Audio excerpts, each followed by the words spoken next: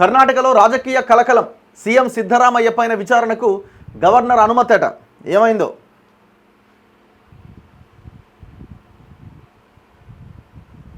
ఇగో ఏమైంది.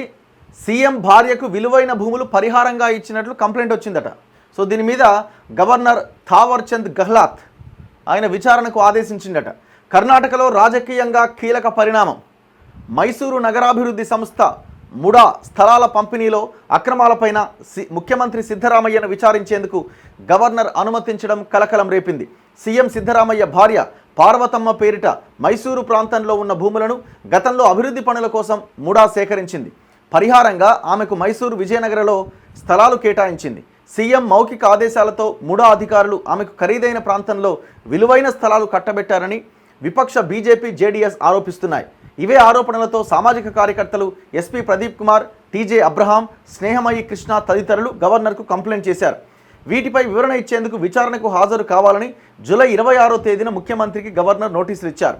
నేను గతంలో 2014లో సీఎంగా ఉన్నప్పుడే నా భార్య ఈ స్థలాల కోసం విజ్ఞప్తి చేశారు. నేను అందుకు అనుమతి ఇవ్వలే. ఈ భూములు కేటాయించింది 2021లో. అప్పుడు రాష్ట్రంలో బీజేపీ సర్కారు ఉన్నది. ఈ ఆరోపణలపైన ఇంతవరకు ఏ విచారణ అధికారి నివేదిక ఇవ్వలేదు అని సిద్ధు బదులిచ్చారు.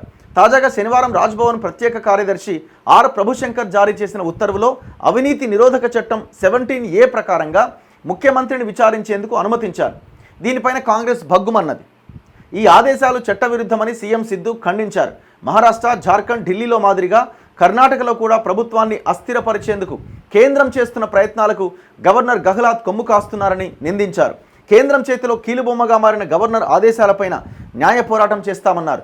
విచారణ కోసం తాను రాజీనామా చేయాల్సిన అవసరం లేదన్నారు.